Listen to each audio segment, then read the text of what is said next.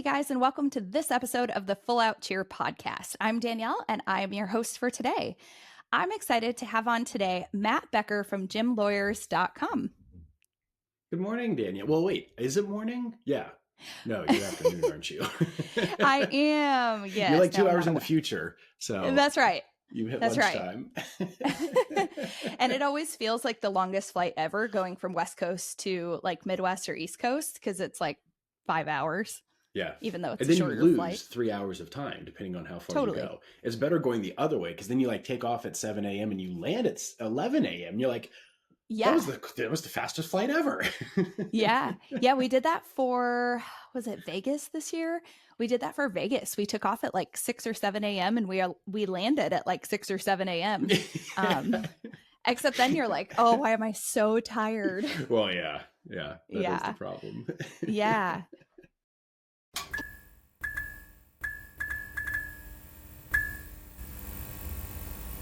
So, hey, I'm excited for today's episode because we are going to be talking today about bartering, which is something I'm sure you see it in fitness gyms and cheer gyms. I'm guilty of it in my own gym. And so we're going to talk about the different sides of it and how you can make it legal if it's possible. Yeah, it's possible. It's just tough. Yeah. Yes, we do see it across industries. It's not, we see it more in the cheerleading and like the gymnastics and sort of the child activity centers because like we have parents that always want to help out and they do like anything to cut their tuition cost, and so we see it more there, but we see it in like the CrossFit personal training powerlifting industry as well, because like these owners start up with very little capital. So they're just like, well, I'll just, give you a free membership, coach a couple of classes for me because I can't afford to pay you, et cetera, et cetera. So we do see it all over. I know I've experienced it myself. You have a massage therapist in the gym and her daughter is doing cheerleading and you're like, maybe you pay half your tuition and then you pay the other half in massages.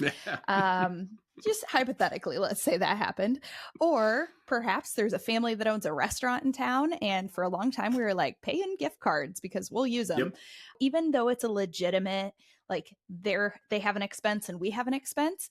I think that you're going to see this a lot. So give us the rundown. Like, tell me about bartering. What's legal? Yeah. Let's just sort of go through categories of, we're just going to call them generally staff to start with. Okay. So it's somebody who is assisting you in your business. So they are, for all intents and purposes, let's generally just define them as staff.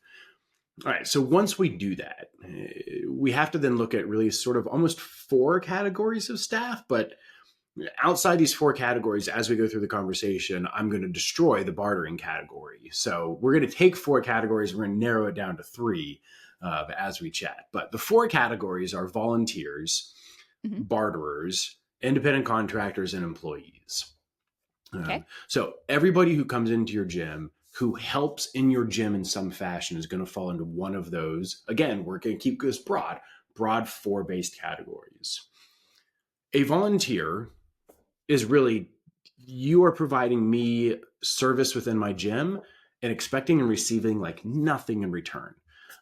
So you've got like a teenager who needs volunteer hours in order to get something like at school, right? So they come in and you're like, like go clean the bathroom or something, and like follow me around for an hour, and I'll like write down that you did something. They're getting nothing in return other than like your acknowledgement of signature because they're getting something from their school. That's a volunteer. Where we start to get this wrong is when the gym owner says, well, mom's volunteering to do our social media in order for her daughter to get free tuition. Mm-hmm. That's not a volunteer.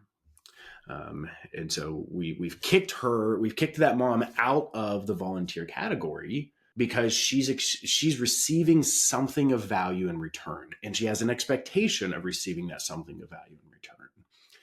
And so that's when we start to then, we're like, well, we're just like bartering here. Like I give her something for free. She gives me something of use. Like no big deal. The problem is if somebody starts to look into it, it is a big deal. Okay. Now you said a second ago, like you give the local restaurants kids free tuition. They give you gift certificates in order to come into their restaurant. Like that's actually a little bit better because you're each sort of, you're losing something in exchange for gaining something. Okay. So a contract by legal definition is I give you something in exchange for you giving me something. I give you access to my gym and coaching. You give me tuition in exchange. In your case, I give your kid free tuition. You give me discounted coupons or whatever it is, gift certificates to come into your restaurant. I don't make any money off your kid being in my gym. You don't make any money when I come into your restaurant. Mm-hmm. Okay. And that's a little bit different. And I actually kind of like that idea, especially with especially the massage therapist. I need to get a massage therapist on staff in some way. Yeah, I mean, we're real bougie around here. So, we've pushed volunteers off to the side. We're like, they're not volunteers because we are giving them something of value in return. The moment we give them something invaluable in return, we're killing that quote unquote bartering category because it doesn't actually exist, because they're no longer volunteers, because they're not getting anything, or like we are giving them something of value. And because we're giving them something of value, they are now automatically either an independent contractor or an employee, because we are in a sense paying them for the service that they're providing us. And this is where like gym owners are like, no, but hold on. No, we aren't. Yes, you are. If it's $100 to be a member of my gym every month, and I say, Danielle, you do my social media and your kid will come for free, you, Danielle, just saved yourselves $100. And whether you saved that $100, whether I gave you the $100, your taxing body, whether it's your something involving your state or something involving the feds, they don't care. If you get audited, they're going to look at that and they're going to say, well, Danielle, you received $100 of value every month. Guess what? We want our cut of that. We want our taxes out of that. And for the IRS's purposes, once you receive $600 or more value, now you're technically supposed to be paying either, again, independent contractor taxes or employment taxes. So that's sort of like broad-based. The big issue that we walk into when we're trying to barter is there is actually an exchange for value. And when we do that, they're now automatically an independent contractor or an employee. And that can open just a whole can of worms as to how we actually then classify our staff. Yeah. Well, and I know you're not an insurance guy, but wouldn't issue number 2 be that if somebody were to get injured, they're not eligible for workers' comp because they're not even on your books as an employee? Right. Well, this is why it starts to open up this giant can of worms, is because some states are going to say you can't have contractors, or only in very specific situations that are very narrow and very rare to our child activity centers or adult fitness centers. Can you actually have a contractor? So in those states, if you're going to barter, you actually have to put this person on your payroll. And technically you're putting them on the payroll for the amount of money that you're giving them in free tuition, which just like your bookkeeper's head's going to explode on this. And so we'll kind of talk about like, how do you fix this? And sort of like a really simple but almost silly way to do it. But then you walk into states where, a state might say, if you have one person on staff, you have to have workers' compensation insurance. Or if you terminate this person, do you then owe them unemployment compensation based on your state's unemployment compensation laws? If you're covering them under insurance and you're like, well, okay, I'm in a state that I can have independent contractors in the fitness industry, so I'm just going to consider these barters independent contractors. And once we exceed $600 a year of value, I'm going to issue them a 1099, which is kind of like one way we can do this, for the amount of value that they received in free tuition. But then one of your students gets injured because this bartering coach did something that they allege injured the student. You get sued and you call your insurance company and say, hey, my barterer contractor just got sued and I got pulled in this lawsuit too. So I need you to cover myself and my contractor. You just gave that contractor a benefit, which just kicked them into the employee category.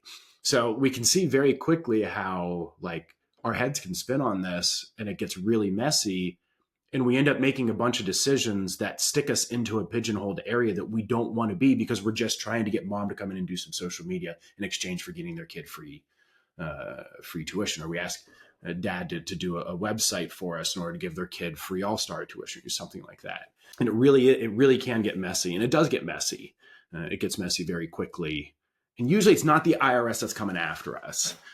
People are like, I'll never get an IRS audit. You probably won't. I mean, I'm not going to say you never will. Yeah. We were randomly selected for one. Yeah. Yeah. Thank goodness. Like our stuff was in order. And like, so that our listeners know, I had purchased uniforms from a couple parents in the gym. Like their kids were either graduating or moving on. And I had purchased uniforms, and I had to go back and be able to submit the text messages where we agreed on, I will pay $200 for your uniform. And like my CPA had to like write a memo of like, this was not a contractor issue. This was this amount for the uniform. Yeah. And, I don't see it a whole lot in the child activity centers as I do in the adult fitness centers, of the owners trying every way they can to keep 15% more of that dollar in their pocket away from the IRS. And I don't have to step in as the tax professional, because I'm not, and I don't want to be a tax professional because it's incredibly boring stuff. I think more boring than what I do, but it's very boring stuff to do taxes. And so I love to punt that over to the accountants or the CPAs. Yeah. But the point is, the more you try to avoid taxes, the more you try to like fly under the radar, they're paying attention. You're eventually going to throw up a red flag that the IRS is going to pay attention to. So back to it. You can suffer an IRS audit. The more likely that we see are from your department or your state's Department of Revenue, usually in the form of some sort of workers' compensation claim or unemployment compensation claim. And we'll see this. You have a teenager who's coaching one of your classes because they're on the cheerleading team at their school or whatever, and you really like them, but again, you're not paying them. You're giving them something of value in exchange, and you fire them. And as the teenager, they get pissed off, and they've heard of this thing called unemployment compensation. Their friends all talk about getting unemployment. So they call up unemployment and they say, hey, Danielle fired me. I think I'm owed unemployment, not knowing that she was technically a barterer and considered an independent contractor because you never put her on payroll. And now your state's Department of Revenue comes knocking on your door and says, hey, Danielle, explain to me why this person isn't supposed to be on payroll. And that's the and now it's like, well, right. Crap. Yeah. And I should clarify, it wasn't actually the IRS. It was the Missouri Department of Revenue that did the audit. To be honest, that was the wonderful part about having a CPA, was like, you got it all. You just let me know what you need. Yep. I didn't even know about it until we were a couple weeks into it, because they had already submitted everything. She said, hey, by the way, you had an audit. We just need to know what these payments were for. But yikes, like, it's still scary. Even if you're doing everything by the book, it's scary. Oh, yeah. Yeah. I don't want somebody coming in and sifting through my books. Yeah. Yep. Problem number 2, or problem number 237 with doing this stuff is, so you do the barter, and mom is, what did we say, doing social media in exchange for her daughter cheering. Well, what happens when her daughter's out for 8 weeks with a broken ankle? Like, are you still expecting mom to do social media, but now she's getting nothing out of it? Right. Like, what happens when, the daughter takes the month of July off? Are you not getting social media? Like, what happens when the daughter graduates and mom wants to stay in that position, and now you have to make her an employee and negotiate a rate? And it's just, I don't know that.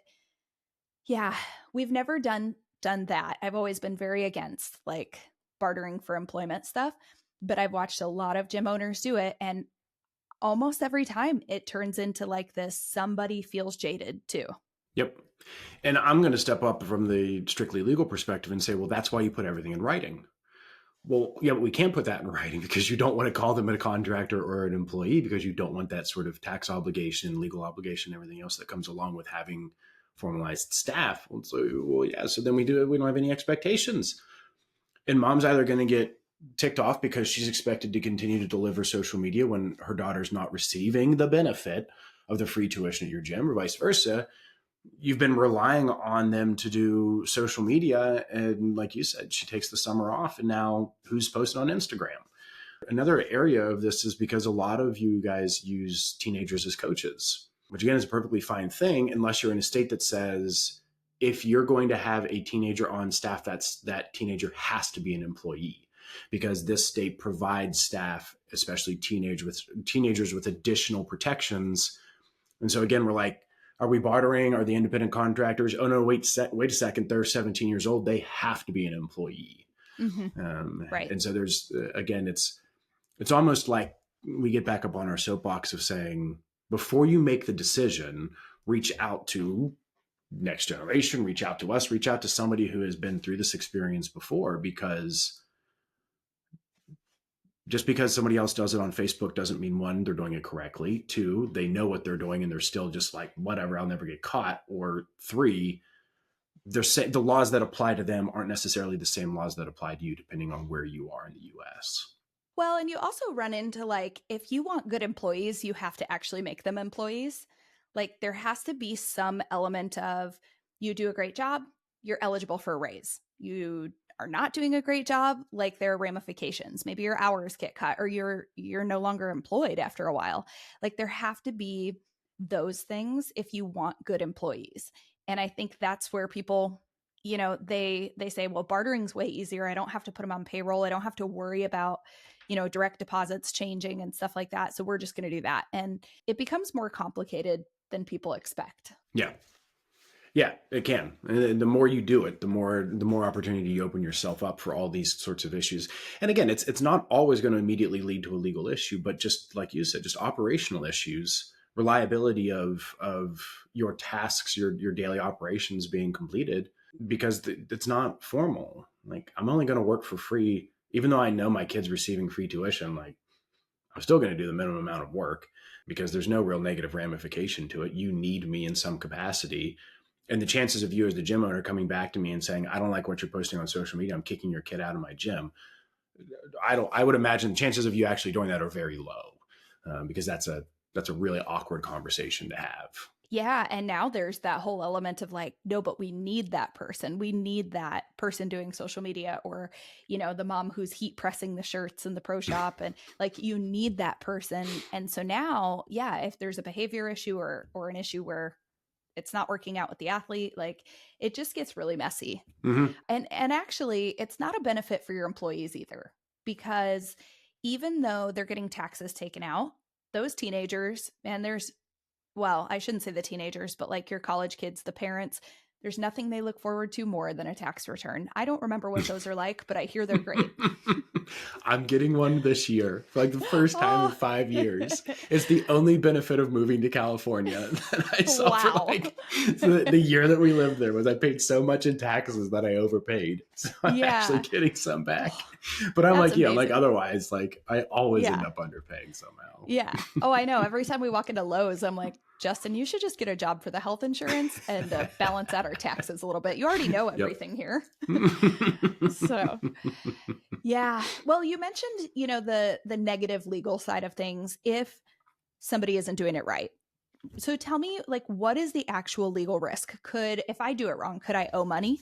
Could I get this big bill from somebody? Yeah, right. Yeah. Fantastic question. Like, what is the actual ramification here? So what we're concerned about is the misclassification of staff members. Like that's the overarching issue here. Is, again, we're kind of cutting volunteers out of this. If they really are just volunteering for free and they're not expecting or getting anything in exchange for it, cool. We don't have to worry about them.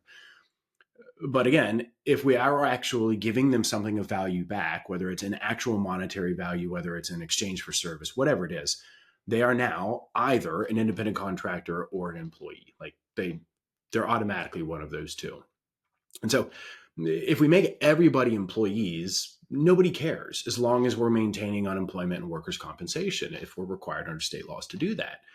The question becomes, if we're considering them to be independent contractors, are we misclassifying our staff for tax purposes? So certain states apply different tests. The IRS just applies like a 30-point, it's like 35 points, but it's called the common law test. It basically determines, are you applying too much control over this individual in order to consider them to be independent contractors, with only a couple really bright line rules, like, are you giving them medical benefits? Are you paying them salaries? Do you give them paid time off? Do you pay for their certifications? Yes, you do. Okay, they're automatically employees. Everything else is like the swinging pendulum of like, well, you require them to come in for a certain hour, but you let them coach any way they want, and they can kind of pick the hours that they want. So it's like the swinging back and forth of control. Right. When we get down onto the state level, it's a little bit more difficult because there's like 3 different types of tests that a state is going to apply. The worst of the worst is called the ABC test. So we're looking at states like Washington, California, New York, New Jersey.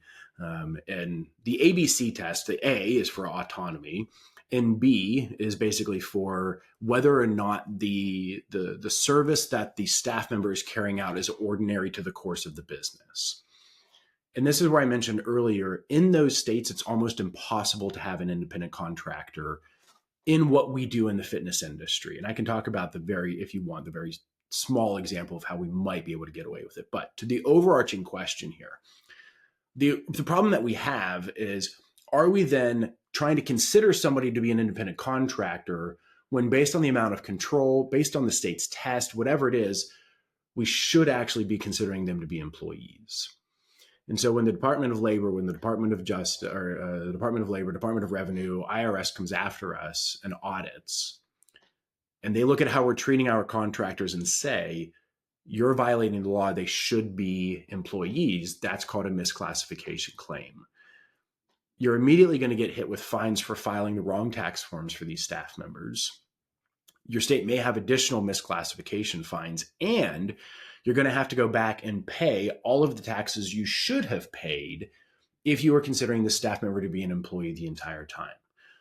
So let me just go one more step. Usually an employee is going to cost you about 15 to 20% more in taxes than an independent contractor is going to cost you.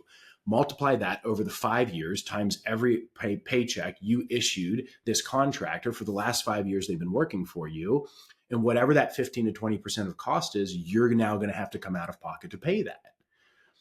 So we've seen misclassification cost $14,000, $40,000, $75,000.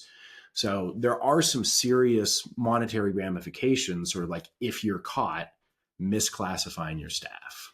Right. I imagine there could also be some legal, like you're going to have to pay some legal fees to get things ironed out.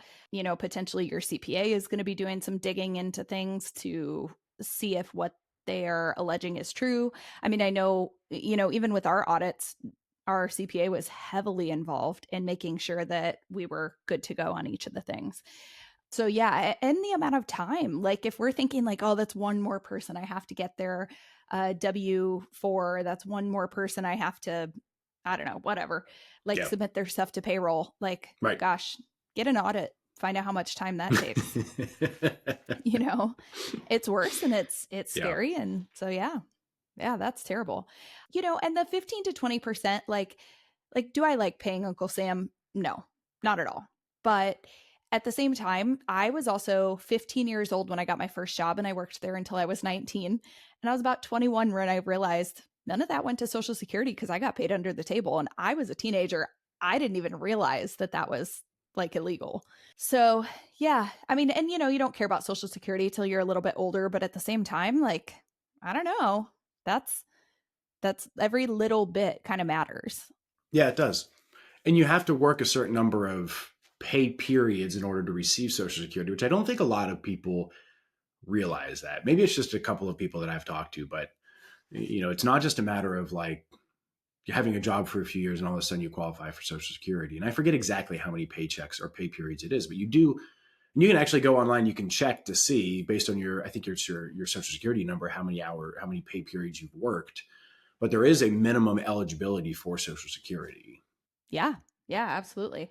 So when we're talking about like somebody who is I want to go back for a minute to someone who is a straight volunteer. Assuming that they're a volunteer, obviously you can't really expect, like you can't put them on a schedule and then give negative ramifications if they don't show up.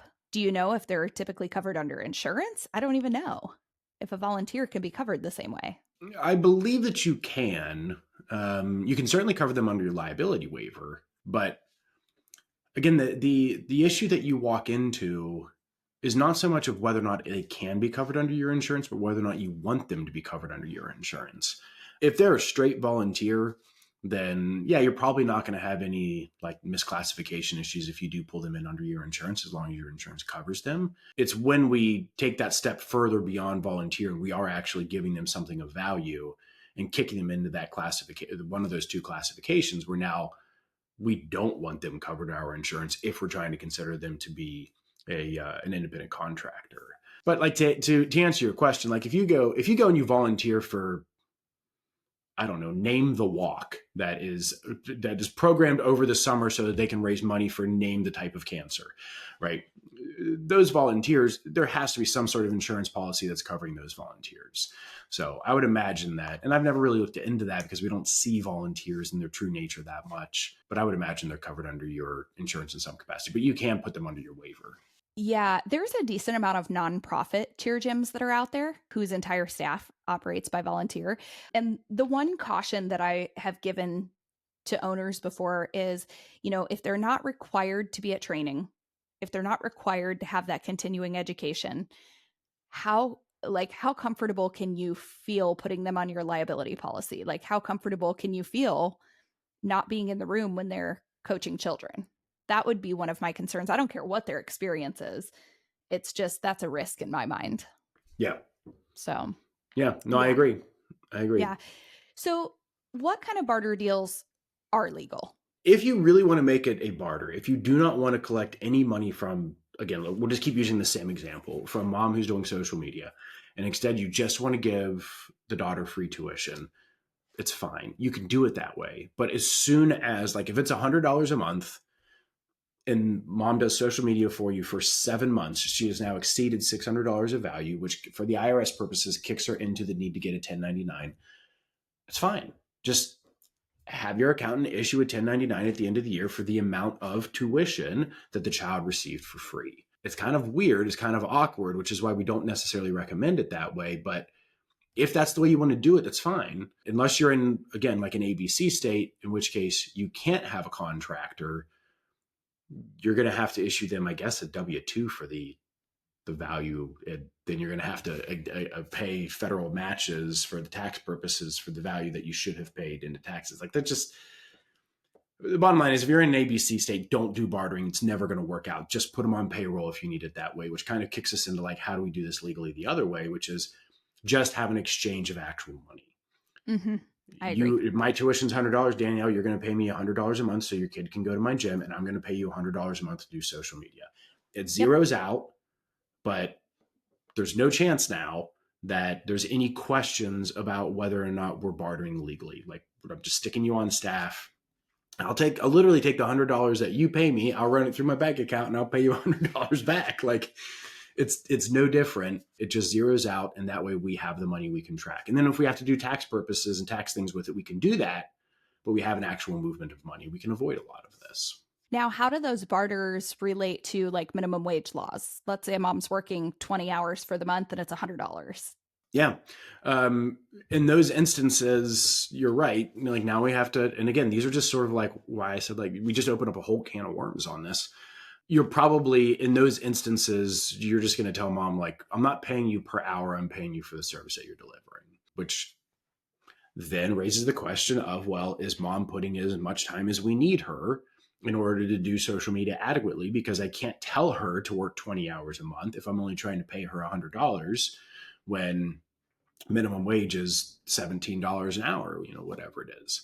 So again, you're just sort of constantly creating a different problem through all these questions that are like, well, this is why this matters, right? Like, this is why we can't just get away with saying, like, I'll give you free tuition. You'll just do social media for me.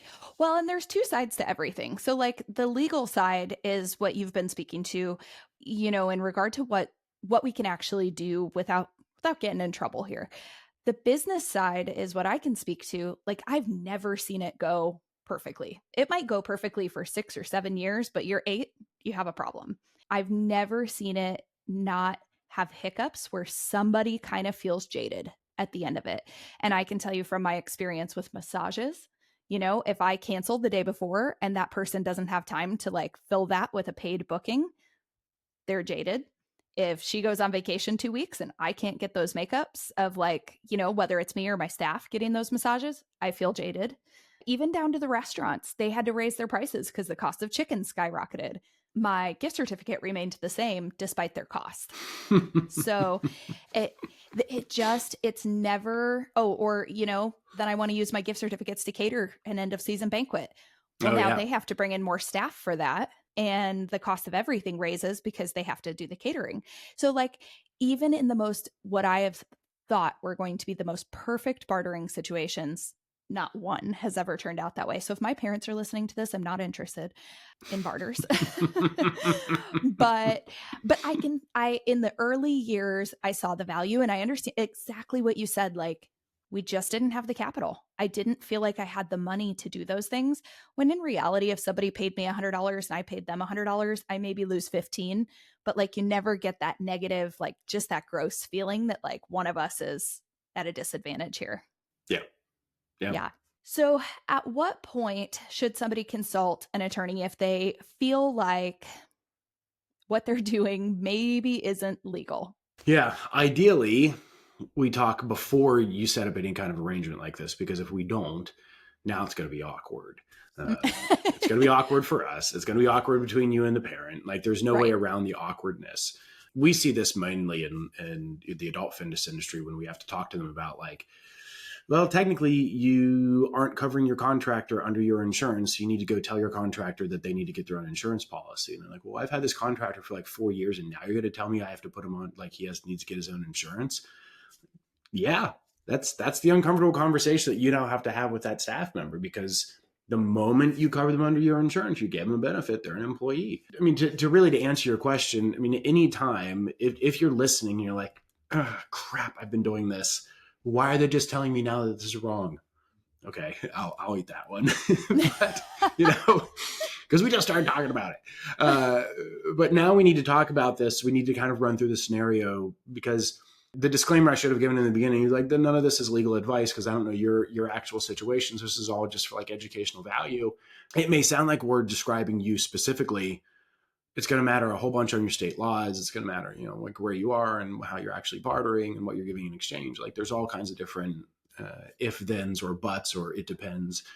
So anytime that you're like, well, okay, I might be doing something like this, I better talk to somebody, like, now's the time to reach out so that I can say, yeah, sorry, you can't do it this way. You're going to have to go back and have that uncomfortable conversation. And that's where gym lawyers and Next Gen become a really good team, because we can help them with those awkward conversations, and you can help them get legal, right? Like, we've had to have, I actually had a gym owner just come to me last week, and she's like, I have somebody who's been an employee for a little while and I'm wanting to give him more hours. And he just asked if he could be a contractor instead. And I'm like, oh, okay, well, no. But here's how I would approach that conversation. And number two, I don't think he understands that he's going to be paying taxes on that. And, you guys aren't sharing the tax liability on that anymore, which isn't really good for him either. So no, not under certain circumstances it would be, but probably not with what he's doing. He probably just thinks he just won't pay as much in taxes, which isn't true. He'll pay more. Right. Yeah. And I don't know what the reason is. Like, I do know, as people get older, I don't think that's this situation, but as people get older, they're like, oh, I can only make this much, or else my Social Security is impacted, or I can only, like, I get there are some unique situations. Our childcare director, who I work with at my gym, is 72 years old. So like, we're kind of in one of those boats too, where it's like, you can work this much and get paid this much without it impacting, that retirement. There's always some interesting questions that come up. And I think your side of it, make sure that we can stay legal, and our side of it, make sure that you don't ruin relationships as you're making those transitions. Yep. For sure. So, okay, Matt, any other things that we should be aware of that maybe we didn't cover already? I think I just mentioned a couple of times that like there's very limited situations within like an ABC state where you can make a contractor work. When I listen to podcasts, I'm the guy who's like, wait a second, you talked about that in like minute 3 and you never brought it up. So I just want to make sure that if you're like sitting in like California, Washington, New York, New Jersey, like, how do I do this? I mentioned the A is autonomy. The B is whether or not they're performing a service that is just carried out during the ordinary course of your business. And that's where we 9 times out of 10 lose, is because if I'm just bringing in this staff member to coach like the 4:30 tumbling class, and I want to consider them a contractor, and I'm in California, and whether or not that contractor is there, the 4:30 class is still going to go on. I'm just going to fill it with another staff member. Then that 4:30 class is considered already part of my ordinary course of business. I will lose the ABC test every time. The one perhaps little potential where you could get away with this is if you bring the contractor in to coach something that only the contractor knows how to coach. So we would say something like the 3:30 special needs class, where this contractor has a bunch of certifications. They have this is their shtick, this is their niche. They try to travel around to different gyms in order to bring special needs training to that gym. If that contractor goes away, they can suffer a loss. You can terminate them. You don't have to pay them for the service that they performed if they really sucked at it. And if they go away, that class goes away also. Well, it's no longer integral to the course of your business. It's something they're bringing in specialty. Under those little circumstances, we may be able to get away with a contractor in the gym industry in an ABC state. But like in every other instance, you have to have employees. Yeah, I have actually seen this in swim, where normal swim lessons are kind of one thing, but survival swim for babies takes and I say this because we have a decent amount of swim gyms that follow Next Gen. Survival swim for babies is a very specific certification, and not everybody can teach it and all this. And so bringing in somebody just for that class, and realistically, if they're not there, the class doesn't happen that week. Class doesn't happen. That's right. Yeah, that's right. Absolutely. And so then sometimes it's just the relationship between you as the gym owner and the contractor. But that's I just wanted to cover that because I kind of mentioned it, and we kind of skirted on it a couple of times about where the one little potential area is where you can get away with a contractor. But again, they're not barters. Yeah. So. Yes, for sure. Well, thank you so much for all of this info. Of course. And for those who are listening, don't just take it and take the info and cross your fingers that you're never going to get in trouble and keep operating as is. That's what a feeling that is to always know and kind of have in the back of your mind, oh, I got this letter from the IRS or the Department of Revenue. Is it going to be that? In our early years, we would get certified mail, and anytime it was certified mail from anybody with Department of Revenue or taxes or anything, good or bad, anytime it was that, my heart sank. Yep. And it's because I just didn't know. I didn't know if everything we were doing was legal, and I felt like one of these days I'm going to find out, but it's going to be a hard lesson. So things just go smoother. You enjoy running a business a lot more when you know what you're doing is legal. Yeah, that's very true. Yeah. Awesome. Well, if people have questions or they want to reach out to get their services or get your services, how can they do that? Yeah, easiest way is just to go to gymlawyers.com, GYMLAWYERS. Every so often people are like, Jim, is that your middle name is Jim? I'm like, no, it's like gymnasium. Anyway, there's calls to action all over the website. If you go click into one of the contact forms and you stick in your information, you'll automatically be forwarded my scheduling calendar for 45-minute free consultation. So that's really perfect. You're welcome. My cell phone's on there. You're welcome to try to give me a call. You're probably not going to get me. You can shoot me a text. I'm going to send you the website. You can send me an email. I'm going to send you the website. So just go to the website and grab 45 minutes. Easy. Love it. Okay. Yeah. Well, thank you so much. And I appreciate you joining us for this episode. Of course. Always a pleasure.